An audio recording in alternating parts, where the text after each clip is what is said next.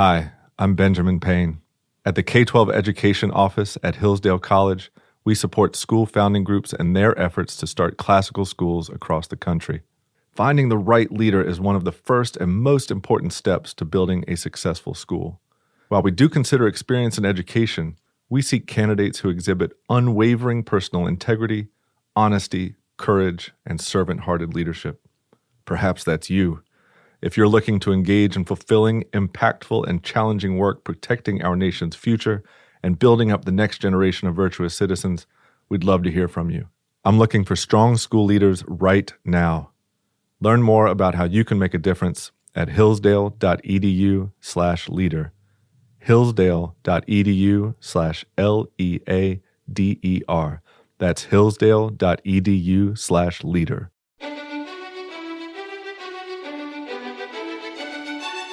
Welcome to the Hillsdale College K-12 Classical Education Podcast, bringing you insight into classical education and its unique emphasis on human virtue and moral character, responsible citizenship, content-rich curricula, and teacher-led classrooms. Now your host, Scot Bertram. Thanks for listening. The Hillsdale College K-12 Classical Education Podcast is part of the Hillsdale College Podcast Network. More episodes at podcast.hillsdale.edu or wherever you find your audio. You also can find more information on topics and ideas discussed on this show at our website, k12.hillsdale.edu. We continue our series of episodes from presentations delivered at the Hoogland Center for Teacher Excellence Seminar on the Art of Teaching, Children's Literature. The Hoogland Center for Teacher Excellence is an outreach of the Hillsdale College K-12 Education Office. It offers seminars in classical academics and pedagogy for teachers nationwide of any background. Seminars are led by the faculty, leadership, and master teachers of Hillsdale College. There is no cost to attend, and attendees may earn professional development credits. Currently, the Hoogland Center is hosting a series of events on the art of teaching. On February 29th and March 1st of this year, in Grand Rapids, it's the Art of Teaching, the Sciences. And on April 11th and 12th in Ann Arbor, Michigan, it's the Art of Teaching American History. To learn more and register, please visit k12.hillsdale.edu, look on the Events tab for the Hoogland Center for Teacher Excellence, or write to cte@hillsdale.edu. In September 2023, Dr. David Whalen, Associate Vice President for Curriculum, spoke to a gathering of teachers and school leaders in an address titled, "Of the Kingdom, This is the Key, Poetic Knowledge and the End of Wonder." I have been asked to speak about something called poetic knowledge. The phrase poetic knowledge and the idea or ideas behind poetic knowledge do not refer primarily to the subject of poetry. They do secondarily refer to literature, but primarily it doesn't really address or point to something having to do with poetry itself. Rather, the principles behind what has been called poetic knowledge are found, though often in scattered form, in a great deal of philosophical literature. It goes back as far as, you guessed it, Plato and Aristotle. Thinkers such as Thomas Aquinas address this form of knowing somewhat in his works. And later, John Henry Newman will address poetry and the poetic mode. Poetry, again, not literature, but this mode of knowing and thinking, and also teaching. And then in the 20th century, you'll find people like Jacques Maritain or even James Shaw picking up and addressing this kind of thing. But it has kind of a scattered philosophical pedigree. The reason, perhaps, I was asked to address that today is because the topic is attracting increasing attention in our time. It's being discussed more and more, largely due to the work of three professors at the University of Kansas between about 1970 and 1990. Two professors of English and one professor of comparative literature, Frank Nellick, John Senior, and Dennis Quinn, created a special great books sequence that they called the Integrated Humanities Program. And it was specifically designed to operate in this poetic mode and to advance the understanding and the embrace of what they called poetic knowledge. Now their doing so has gained more interest and attention as no news to this crowd, as the more conventional thinking about teaching and approaches to teaching, the methodologies relentlessly applied to teaching have fallen so terribly flat. Nevertheless, I think it's important to understand what is meant by poetic knowledge and to understand that it isn't a method, it's not a trick, it's not a gimmick. As I hope we'll see, poetic knowledge is a universal and deeply humane mode of knowing.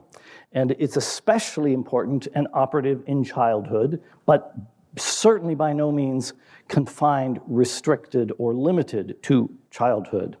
It is, in fact, active, it's foundational to all other kinds of knowing, and it is active throughout human life. So, even though, as I said, this is not a knowledge limited to poetry, it seems appropriate to open our discussion of the subject by means of a poem. And it's the poem that, in fact, gives my presentation today, you see in your program, its title. This is a children's poem. It opens and closes what is probably, and I say this with a high degree of confidence, is probably the greatest anthology of poetry ever assembled, certainly the greatest anthology of children's poetry, but maybe poetry in general, and that is Walter de la Mare's Come Hither. I think it has a subtitle, A Collection of Rhymes and Poems for the Young of All Ages. Thereby, that title itself tells you that we're really, ostensibly, we're in the domain or the precinct of children's poetry, but not really. This is simply human poetry. I wonder if I could ask, is this book known to anybody here? Has anybody here heard of Come Hither? This anthology, you've heard of it, like one or two? Maybe I should just shut up about it and go on, because the good news is it's breathtakingly good. It is such a great anthology. You could buy that and almost consider your library complete. Secondly, that's the good news. The bad news is you can't find it. It's out of print. You can't get it. I looked the other day on Amazon, and there is a secondhand copy for sale somewhere for $157. I'm not joking. That wasn't made up. It is something to try to ransack secondhand bookstores or to find, if at all you can. It's not ordered chronologically. It is broken down into chapters, but the chapters have large thematic titles. One chapter, for instance, is titled Far, or Gypsies, Fairies, and Fairs. So the loose thematic organization, but what is as good as gold is the introduction, which is a kind of semi-autobiographical. It's actually invented, it's fictional, but there's just enough semi-autobiographical content to the introduction to attract our attention. That is worth the price of the book by itself, that introduction. And then there is an entire section, about a third of this book, and it's quite a large book. About a third of it is in a chapter or a heading he calls About and Roundabout. So these are annotations, these are comments. He supplies a kind of commentary, not to every poem, but to most poems in the anthology. And his comments are astonishingly good. They're not necessarily analytical presentations or disquisitions upon the poems.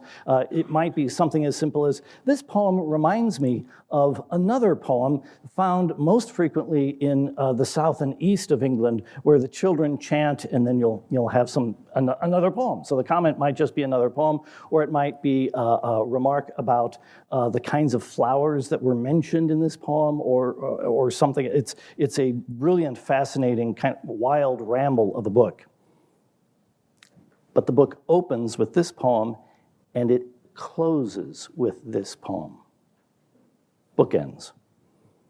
This is the key of the kingdom. In that kingdom is a city. In that city is a town. In that town there is a street. In that street there winds a lane. In that lane there is a yard. In that yard there is a house. In that house there waits a room. In that room, an empty bed. And on that bed, a basket of sweet flowers, of flowers, of flowers, a basket of sweet flowers. Flowers in a basket, basket on the bed, bed in the chamber, chamber in the house, house in the weedy yard, yard in the winding lane, lane in the broad street, street in the high town, town in the city, city in the kingdom. This is the key of the kingdom.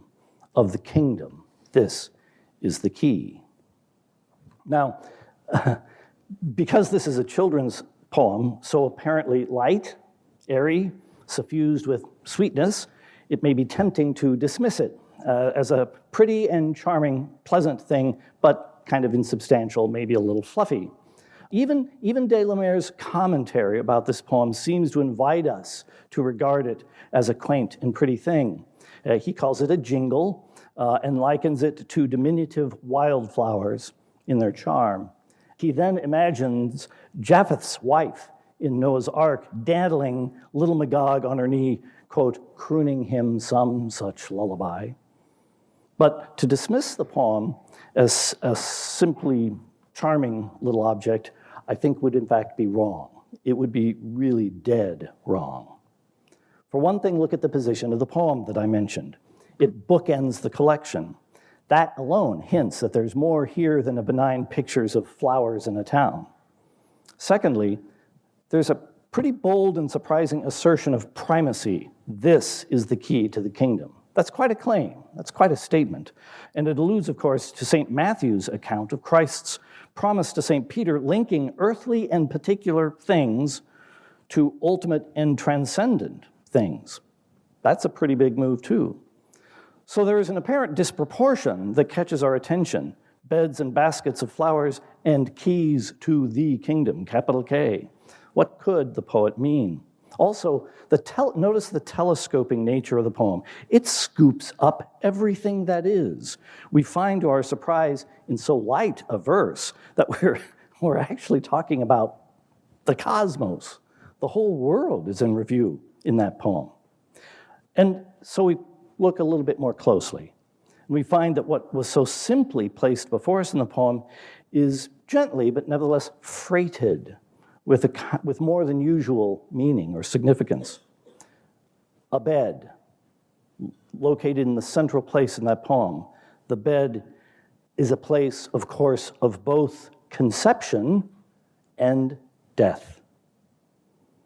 Flowers, beautiful in themselves, by the way, are famously images of both those things, conception and death. All of human experience, then, between conception and death is bookended by the figure of a bed, here adorned insistently with those sweet flowers. So no matter how far out the poem moves from those flowers and that bed, they remain at the heart, at the center of everything, including the kingdom itself. Notably, the poem does not allow us to retreat into generalities, abstractions, vague concepts. Even the social entities or collections noted, lanes, towns, cities, etc., they remain grounded in the particular thing at their center, a thing common to everyone's experience. Nevertheless, the poem manages to be both terribly particular, it's this particular bed, and utterly universal. All human experience is scooped up. We recognize, rather than sort of abstractly conceptualize, how the simple things mentioned, one inside the other, all exist in a harmony. We recognize this because while we've all encountered all of these things in our own haphazard way, once the poem puts them in order, we see that what we've actually been experiencing all along, the ordinary things, ordinary of human life, family, home, community, and reaching all the way up to the heavens themselves, are all of a piece, a unity of things, harmoniously ordered. Not to be academic about it, but in the Middle Ages, this was known as the great chain of being. The poem gives voice to our deep intuition, of the harmony of creation and our place in it. The poem then represents in miniature an invitation, come hither, an invitation to enter into our world in its beauty, in its mystery, its intelligibility, and its dignity, and enter into that world with a kind of wondering or sympathetic admiration. This is an example of a poem refining our imaginations, about which we've been hearing I wasn't able to attend last night's talk, but I have been here all day today. And the talks, this is simply a continuation of themes that others have addressed in their talks. So it's an example of a poem that refines our imaginations by giving order and illumination to what we've experienced in a fairly inchoate way. In this way, poetry reveals to us the nature of our own direct experience. This kind of knowledge, then, is not knowledge of how to do something.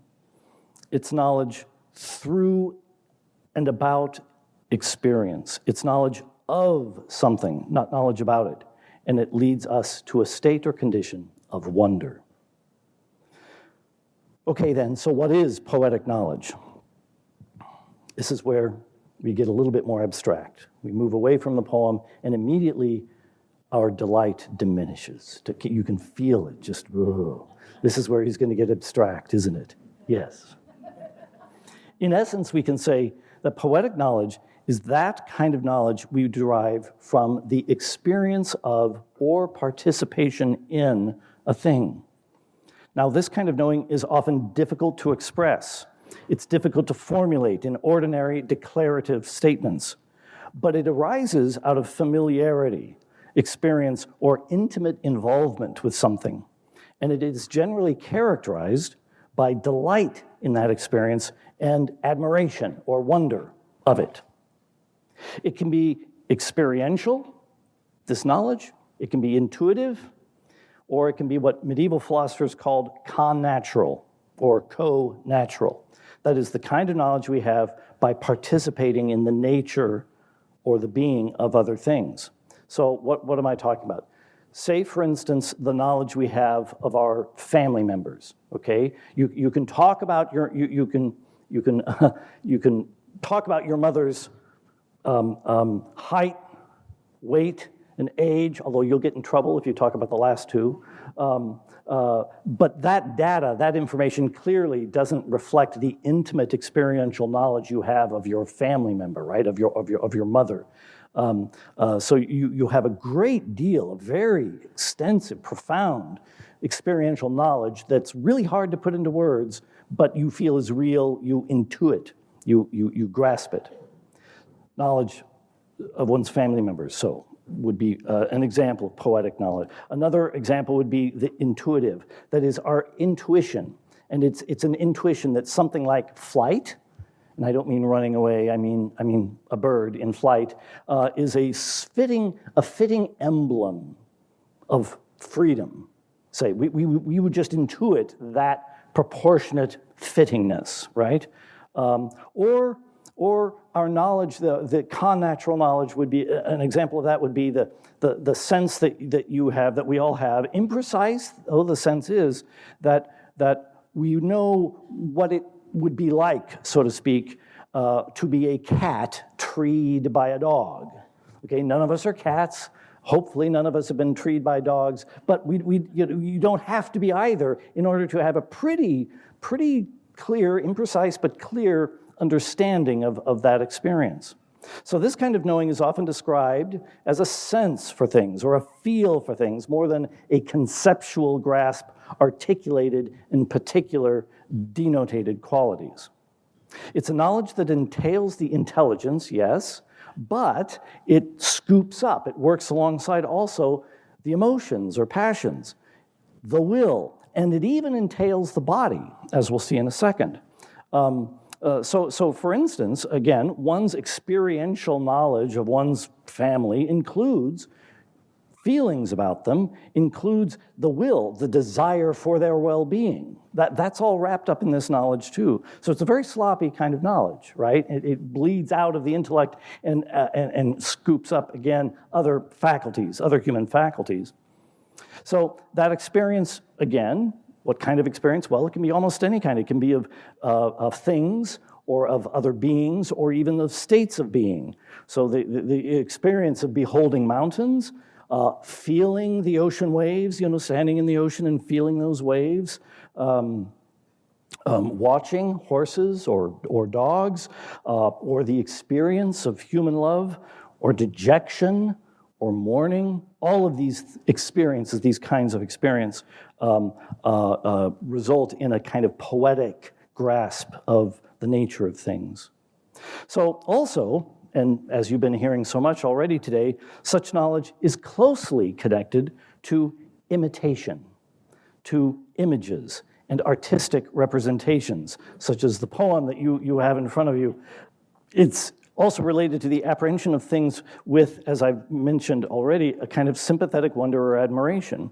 And this is because by such representations, and this is an important point, the reason why images and imitations entail this kind of experiential knowledge is because they confer a kind of vicarious experience of the thing depicted. Easy to say, but profoundly important, okay? They vicariously participate in what they present or depict. And we take delight in that. In a minute, I'll be looking at a passage from Aristotle that talks about just that thing. And by the way, this is why sometimes this poetic mode of knowledge has been called education by the muses, muses with a capital M. That is referring suggestively to the 9 daughters of Zeus in classical mythology, of Zeus and Mnemosyne, the goddess of memory, and that's significant. These goddesses preside over and inspire the arts such as poetry or tragedy, but also dance and history, song of various sort, and astronomy. These things are musical in the sense that they are imitative, participatory, and wonderful. So again, poetic knowledge resists it resists simple propositional formulation, and instead instills in us what something is like, or how it seems, or how it feels. I don't like that word feels because it's overused and abused, but I'm hoping it's shorthand here. We have less the essence of a thing than its qualities or textures, to speak metaphorically. And speaking of metaphor, one of the reasons this experiential knowledge is called poetic is that it often reaches toward metaphor for expression. And though poetry and imitative arts, and through poetry and imitative arts, poetic knowledge is gained or conveyed as well. So when Robert Burns says, a classic metaphor, right? My love is like a red, red rose that's newly sprung in June. My love is like a melody that's sweetly sung in tune. The similitude is real and revealing in a way that reaches far farther than some literal statement of fact, such as, my love is a rational animal. Okay? She is. Sometimes. Oh, now I'm in trouble. No, I'm very glad you laughed. So you get the contrast. We intuit these things far more than we know. So poetic knowledge then is foundational, it's essential, and it's an essential, foundational, universally human form of knowledge that is especially relevant for the education of children, but which never falls out of relevance or primacy throughout our lives. We can see, for example, poetic knowledge at its most elemental in, say, the 3-year-old kid crawling on all fours across the floor, barking, right? Imitating a dog, or meowing, or neighing like a horse. That's a child engaged in poetic learning, okay? The child is participating in the horsiness, and in a very rudimentary but delightful way, becoming familiar with the being and the character of that animal. The knowledge, in part, is garnered through the child's experience of motion and sound, but also in part because it actualizes or realizes the co-natural connection between the child and the animal. The child's nature and the horse's nature are obviously different, but not entirely different. They share all kinds of qualities and experience: mobility, hunger, thirst, desire, exhaustion, all of it. So thus again, the knowledge is not conceptual, it's not abstract so much as it is an acquired feel for how and what that other thing is. Less rudimentary, but still poetic or experiential, this knowledge is acquired when we behold King Lear carrying his dead daughter Cordelia onto the stage. That's obviously a little bit more sophisticated than perhaps crawling across the floor barking, but when we audience members or readers behold King Lear do this, even if we have not lost a loved one in death, and the young very often, of course, are innocent of such experience, but if we have not lost a loved one in death, one experiences vicariously the crushing grief of King Lear as he wonders, why should a dog, a horse, a rat have life, and thou no breath at all? I will sometimes tell the students, and again, college students very often haven't buried a beloved family member, but I'll sometimes say to them, especially if I'm being particularly cruel, someday you will behold some beloved person in a coffin, and it will seem to you utterly wrong. Why should a dog, a horse, a rat live? And this sovereign, excellent being, whom I love, have no breath at all. That's King Lear introducing us, so to speak, to grief. So this is more sophisticated, but it underscores again the relation or link of so many of the arts and to poetic knowledge. They provide vicarious experience of the thing depicted or imitated. And think of it. Think of the intrepidity of Robinson Crusoe. Think of the towering wrath of Achilles. Think of the gallantry of Sir Gawain.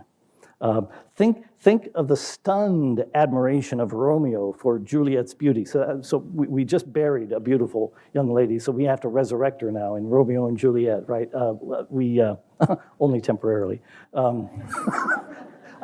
Again, if I'm feeling particularly cruel, I'll tell the students one of the consequences of being born when you were born is that you and I live in a world where we don't have a very robust lexicon or vocabulary. We are very limited. The ways, for instance, in which the ways available to you to praise a young woman's beauty, say, very few, very stupid, very crude, not very good. Here's Romeo. When he sees, and he's not even speaking to anybody, he's just bursting into speech. Oh, she doth teach the torches to burn bright. You say ah, but all my male students put their heads in their hands. I can't compete with that. I can't. Jeez, this Shakespeare is just no fair. So think of that. But also something as simple. Think of the fox disappointed in the grapes. Right? We may not be castaways, warriors, knights, young lovers, or even hungry foxes, but we become them vicariously, and our understanding of the world and of ourselves, as a result, becomes capacious and robust. So from a very early age and continuing on throughout life, art, and especially poetry, story, song, is a primary poetic educator. We extend our experience and understanding of the world far, far beyond our own immediate experience, and by this means make our minds and imaginations far more adequate to the richness of reality. The old medieval definition of truth is adequatio rei et intellectus, that is, the adequation of the mind to the thing. It turns out that adequating our minds to reality is a massive, maybe the massive human project, right? And poetic knowledge is at the very foundation of all of that. So I promised some Aristotle. Here it is. This is Aristotle saying much of what I've said, but with his typical compression and concision. Imitation, he said, and I think you have this on your handout. Imitation is natural to man from childhood. And it is also natural for all to delight in works of imitation. The truth of this second point is shown by experience. Though the objects themselves may be even painful to see, we delight to view the most realistic representations of them in art. The explanation, he goes on, for this is to be found in a further fact. To be learning something is the greatest of pleasures. Not only to the philosopher, that is not only just for not just for we eggheads, okay, but also to the rest of mankind, however small their capacity for it. The reason of the delight in seeing a picture is that one is at the same time learning, gathering the meaning of things. Okay? Now I've highlighted certain facets of that and compressed that passage a little bit, but that's very much of what I've been saying in small form. Note how the passage links imitation to experience, delight, and knowledge, that is, gathering the meaning of things. According to Aristotle, just by recognizing a portrait, you're doing more than saying, oh, that's Billy. You're gathering the meaning of things. That's that poetic, you are experiencing, as it were, something of the being of Billy. You're doing far more than just, identifying like this, a dog picking its food bowl, right? You're entering into Billiness to some degree. So it's education by the muses then is not a luxury. It's not a dalliance with pretty, decorative, entertaining pleasures that are essentially recreational. These arts are indeed pleasing, and delight is proper to the poetic mode, but understanding, or as Aristotle says, gathering the meaning of things is the object. It's not too much, in fact, if I can go back to King Lear, it's not too much to say the object of education itself is beautifully, if rather poignantly, summed up when Lear, in his madness, meets the recently blinded Gloucester on the heath, and he says to Gloucester in painfully poignant ways, "And yet you see how this world goes." And Gloucester says, "I see it feelingly." A bad pun because of his blindness, right? He has to grope his way through life. But it's to see how this world goes and to see it feelingly. Now, ours are prosaic times, not poetic. We tend to ignore, we meaning our culture, our world, I'm not talking about you. We tend to ignore poetic knowledge in favor of science or more data and skill-oriented modes of learning. Ever since Francis Bacon's Novum Organum, the Western imagination, I fear, has been shaped by the methods, manners, habits, and products of science. Note I say Western imagination. That is, even things normally outside the realm of the sciences, such as poetry and the arts, we tend to approach not in wonder or sympathetic admiration, but in a quasi-scientific fashion or through a kind of analysis. For instance, we tend to think we know a thing when we know what it's made of, its composition, or its parts. On the other hand, if we're saying what something is like, or what it's associated with, or what it's evoked by, that doesn't strike us as knowledge at all. Well, it is. Likewise, we tend to think that knowledge pertains to fact, and facts to information. We equate knowledge with data, learning, or teaching, with delivery systems, and learning with cramming. On the other hand, refining the passions, teaching the eye to notice, teaching the ear to distinguish, the mind to discern, the heart to desire rightly, these things are deeply influenced by poetic knowledge, but they seem to us vague to the point of being impressionistic.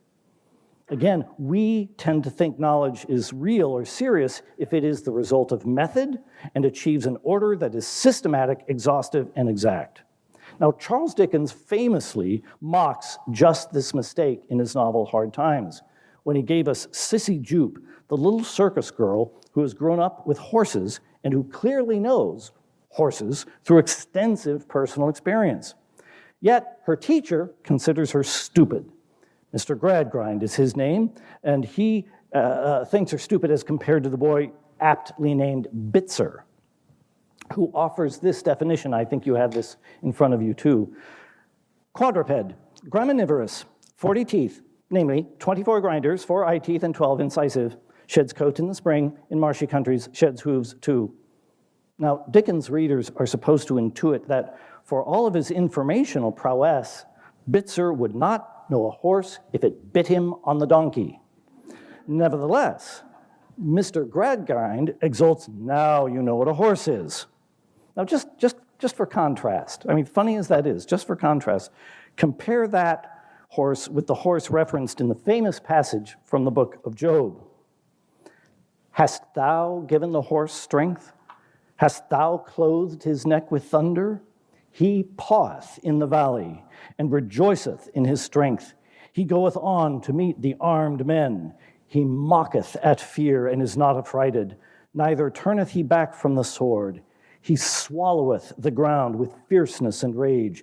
He saith among the trumpets, ha, ha. And he smelleth the battle afar off, the thunder of the captains, and the shouting. Graminivorous, indeed. The poetic knowledge of the horse, so to speak, gives you the animal in its magnificence, in its dangerousness, and even in its pride. It recognizes the mystery of the horse, even while the horse is bold or rash.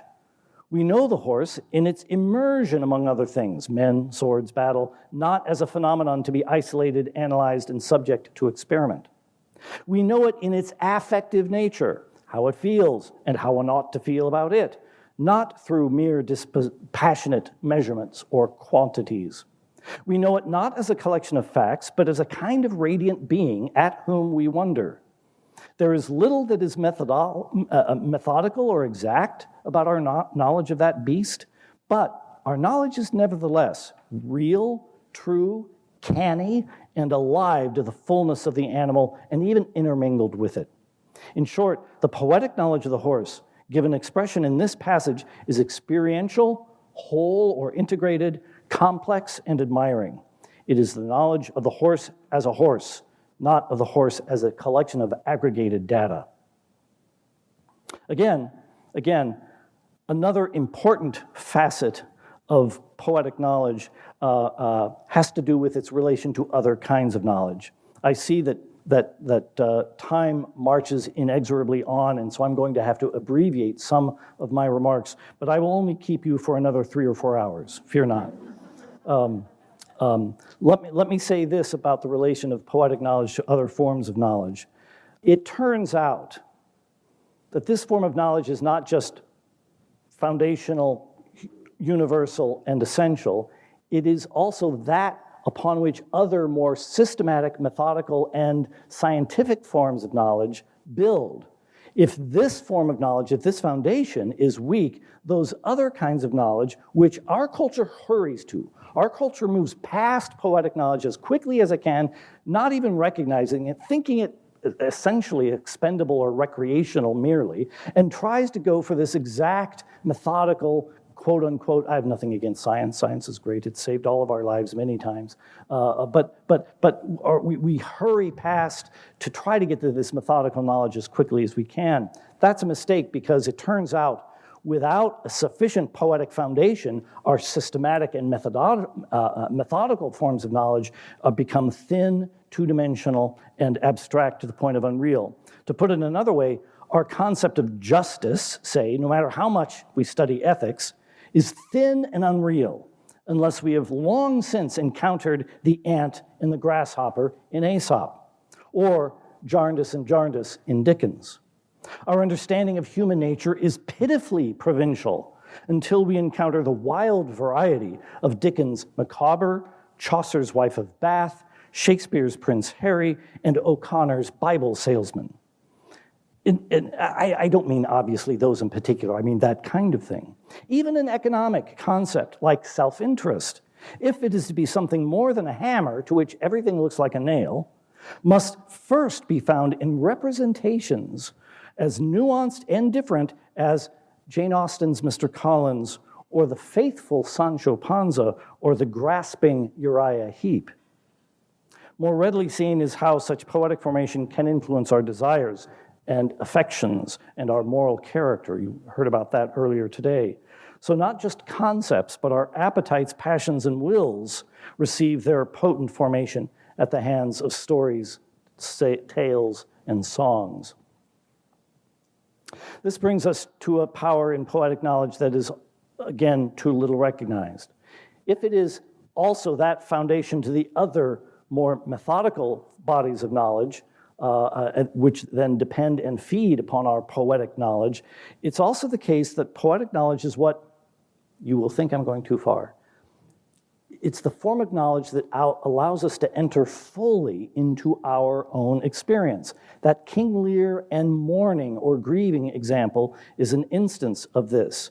So just as, for instance, great painters can teach us how to see, literally how to notice things, oh, that's a N.C. Wyeth sky. Do you see those clouds? That's N.C. Wyeth. So too, as I mentioned, King Lear teaches us how to grieve, or we can feel with Wordsworth and Tintern Abbey a fine modulation of human passions. Left to themselves, if you think about it, our thoughts are interior life. Our thoughts and feelings tend to be a crude cascade of all or nothing passions and ideas. But under the tutelage of the muses, our feelings become capable of subtle gradations and combinations. So again, a crude example, but instead of simply experiencing the emotion of anger, we become capable of a combination of alarm and admiration if we have absorbed Beethoven's Fifth Symphony. I use that example just because I think it's very obvious. So instead of our simply thinking bird, in another example, when we hear its cry in the woods, a different poem by Walter de la Mare about such a cry in winter puts us in mind of the mystery of our mortality, even as we recognize that bird's wild call. So poetic knowledge, or the education of the muses, refines and hones our experience of our own lives, allowing for a more meaningful, reflective, and experientially rich world. This is not the life of aesthetes in pursuit of feelings. It's the life of men and women habituated to admiration or wonder in pursuit of a good life. So, almost finished. We've seen the poetic knowledge is experiential or participatory, either directly or vicariously through the arts. We've seen that it is natural, it is universally human. We have seen that it entails not just the intellect, but passions, will, and even our bodies. Think of the 3-year-old crawling across the floor. We've seen that it's a kind of knowledge that is not readily distilled into propositions. We've seen that it's the kind of knowledge encompassed, however, by metaphors and other poetic devices. It undergirds more abstract, intellectually methodical, or exact forms of knowing, and it undergirds our own capacity to enter into our own experience more fully. And we've also seen how this kind of knowledge has largely been supplanted, or I don't know that we've seen it, but I've asserted it. It's largely been supplanted or replaced by kinds of learning patterned after science. Okay? There's another important reason, I'm abbreviating as I move along.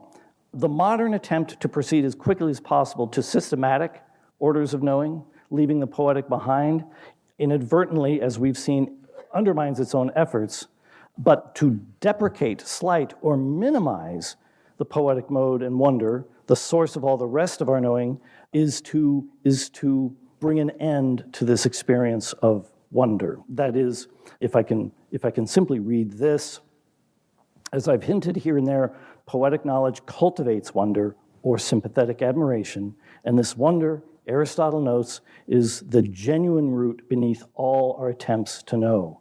Head towards methodical knowledge too quickly, we kneecap our capacity for wonder, which actually weakens our capacity for any kind of knowledge whatsoever. So, this is not just an abstract disquisition on the nature of poetic knowledge. It is also a kind of argument that I'm making. I'm saying it is late in the day. We had best restore poetic knowledge to the center of our educational thinking. The basket of flowers belongs back on the bed. This is the key of the kingdom. In that kingdom is a city. In that city is a town. In that town there is a street. In that street there winds a lane. In that lane there is a yard. In that yard there is a house.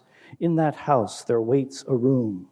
In that room an empty bed, and on that bed a basket of sweet flowers, of flowers, a basket of sweet flowers, flowers in a basket, basket on the bed, bed in the chamber, chamber in the house, house in the weedy yard, yard in the winding lane, lane in the broad street, street in the high town, town in the city, city in the kingdom. This is the key of the kingdom. Of the kingdom, this is the key. Thank you. That was Dr. David Whalen, Associate Vice President for Curriculum, and his address, Of the Kingdom, This is the Key, Poetic Knowledge and the End of Wonder, from September of 2023. To learn more and register for Hoogland Center for Teacher Excellence programs, go to k12.hillsdale.edu, click on the Events tab, and look for the Hoogland Center for Teacher Excellence, or write to cte@hillsdale.edu. I'm Scot Bertram. We invite you to like us on Facebook. Search for Hillsdale College K-12 Classical Education. You also can follow us on Instagram at Hillsdale_K12. Hillsdale_K12 on Instagram. Thank you for listening to the Hillsdale College K-12 Classical Education Podcast, part of the Hillsdale College Podcast Network. More episodes at podcast.hillsdale.edu or wherever you find your audio.